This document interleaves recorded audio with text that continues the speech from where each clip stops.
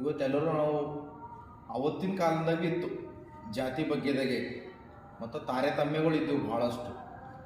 ಅದಕ್ಕೆ ಕನಕದಾಸರು ಅವರು 1000 ಅವ್ರ ಜನನ 1509 ತಾರೀಕು ಅವ್ರು ಹುಟ್ಟಾರ, ಜನಿಸಿದಾರೆ. ಜನ್ಮಸ್ಥಳ ಹಾವೇರಿ ಜಿಲ್ಲೆ ಬಾಡ ಗ್ರಾಮದಾಗ ಹುಟ್ಟಿರೋರು. ತಂದೆ ಬೀರಪ್ಪ ನಾಯಕ, ತಾಯಿ ಬಚ್ಚಮ್ಮ. ಜನ್ಮನಾಮಕ ಅವ್ರ ಹೆಸರು ತಿಮ್ಮಪ್ಪ ಇರ್ತದೆ.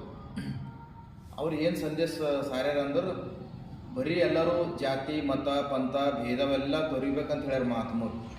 ಅವತ್ತು ಭೀ ಹಾಗೆ ಇತ್ತು. ಬಸವಣ್ಣವರು ಅದೇ ಮಾಡಿದ್ರು, ಮತ್ತು ಶಿಶುನಾಳ ಶರೀಫರು ಅದೇ ಮಾಡಿದ್ರು. ಕನಕದಾಸರ ವಚನಗಳು ಇಷ್ಟು ಈಸಿ ಅವ ರೀ, ಭಾಳಷ್ಟು ಈಸಿ ಅವ. ಕನ್ನಡದಾಗ ಸರಳ ಅವ, ದೀರ್ಘಿಲ್ಲ, ಒತ್ತಿಲ್ಲ, ಏನಿಲ್ಲ, ಯಾರೂ ತಿಳ್ಕೊಬೋದು. ಅದಕ್ಕೆ ಕುಲವೆಂದು ಹೊಡೆದಾಡಿದಿರ ಕುಲದ ನೆಲೆಯನ್ನು ಬಲ್ಲಿರ ಅಂತ ಹೇಳ್ತಾರೆ ಅವರು.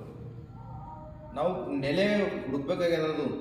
ನಾವೀಗ ಎಲ್ಲರೂ ಏನು ಮಾಡಿದೆವು, ನಮ್ಮ ಕುಲ ಅದು, ನಮ್ಮ ಕುಲ ಇದು ಅಂದ್ಕೊಂಡು ಏನು ಮಾಡಿದೆವು, ದೇಶ ತುಂಬ ಸಂಚಾರ ಮಾಡಿ ಮತ್ತು ನಮಗೆ ಒಂದು ಕುಲಕ್ಕೆ ಒಂದು ಇದು ಕೊಡ್ರಿ, ಸರ್ಟಿಫಿಕೇಟ್ ಕೊಡ್ರಿ, ನಾವು ಸಣ್ಣರಿದ್ದೆವು, ನಾವು ಬಡತನದಾಗಿದ್ದೆವು ಅಂತ ಹೇಳ್ತಿದ್ದೆವು.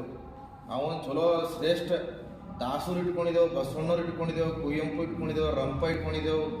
ಪ್ರತಿಯೊಂದು ಸಾಹಿತಿಗಳು ಕರ್ನಾಟಕದಾಗ ಅದ್ಭುತ ಹುಟ್ಟ್ಯಾರ. ಅವರೆಲ್ಲರೂ ಹೇಳ್ಯಾರ ಜಾತಿ ಮತ ಪಂಥ ಭೇದವ ತೊರೆದು ಎಲ್ಲರೂ ನಾನು ನನ್ನದು ಎಂಬ ಭಾವ ಇರಲಿ ಅಂತ ಹೇಳ್ಯಾರ.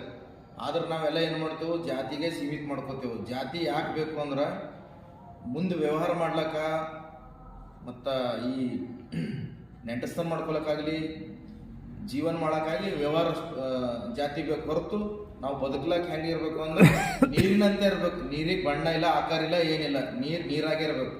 ಹಾಗಾಗಿ ಇವತ್ತು ಕನಕದಾಸರ ಜಯಂತಿ ಅದ. ಅವರಿಗೆ ಆರ್ಥಿಕ ಶುಭಾಶಯಗಳನ್ನು ತಿಳಿಸುತ್ತೇನೆ. ಎಲ್ಲರೂ ಜಾತಿ ಮತ ಪಂಥವನ್ನು ತೊರೆದು ಅವ್ರು ಏನು ಹೇಳ್ಯಾರ ಅಂಥ ಮಾರ್ಗದಾಗ ನಾವು ಬದುಕಬೇಕು, ಎಲ್ಲರೂ ಬಾಳಬೇಕು. ಜಾತಿ ಬಗ್ಗೆದಾಗ ಹೇಳಿ ನಾವು ಇದೇ ಕುಲದವ್ರು ಇದ್ದೇವು ಅಂತ ಗುರುತಿಸ್ಕೊಂಡೇವು ಅಂದ್ರೆ ಎಲ್ಲ ಧರ್ಮ ದೇವರುಗಳಿಗೆ ದ್ರೋಹ ಮಾಡಿದಾಗ. ಅದಕ್ಕೆ ಅವರೇ ಹೇಳ್ಯಾರ ಸ್ವಂತ. ಬಸವಣ್ಣವರು ಅದೇ ಹೇಳ್ಯಾರ, ದಯವಿಲ್ಲದ ಧರ್ಮ ಅದು ಯಾವುದಯ್ಯ ಅಂತ. ಬಸವಣ್ಣವರು ಕೂಡ ಮಾದಾರ ಚೆನ್ನಯ್ಯ, ಡೋಹರ ಕಕ್ಕೆಯ, ನೂಲಿಗೆ ಚಂದಯ್ಯ, ಕುರ್ಬ ಬೀರಾಳ ಎಲ್ಲ ಒಬ್ಬರಲ್ಲ. ಜಗತ್ತಿನಾಗ ಎಷ್ಟು ಧರ್ಮಗಳ ಹೊಸ ಧರ್ಮದವ್ರಿಗೆ ತಂದು ಅನುಭವ ಮಂಟಪದಾಗ ಕೂಡಿಸಿ ಲಿಂಗ ಪೂಜೆ ಅಂದ್ರೆ ಹೆಂಗ ಅಂದ್ರೆ ಅದು ಯೂನಿವರ್ಸ್ದಿಂದ ಪವರ್ ಏನು ಬರ್ತದ ಆ ಶಕ್ತಿ ಪೂಜೆ ಮಾಡ್ರಿ ಅಂತ ಹೇಳಿ ನಮಗೆ ಒಂದೇ ಮತ ತೋರ್ಸ್ಯಾರ, ಒಂದೇ ಜಾತಿ ಅಂತ ತೋರ್ಸ್ಯಾರ. ಅದಕ್ಕೆ ನಾವು ಯಾವ ಜಾತಿ ಇಲ್ಲದಂಗೆ ಬದುಕಬೇಕು, ಎಲ್ಲ ಸಂತರಿಗೆ ಸೋಫಿಗಳಿಗೆ ನೆನೆಸ್ಬೇಕು. ಇದನ್ನು ಹೇಳಿ ಆರ್ಥಿಕ ಸ್ವಾಗತವನ್ನು ಕೋರುತ್ತೇನೆ.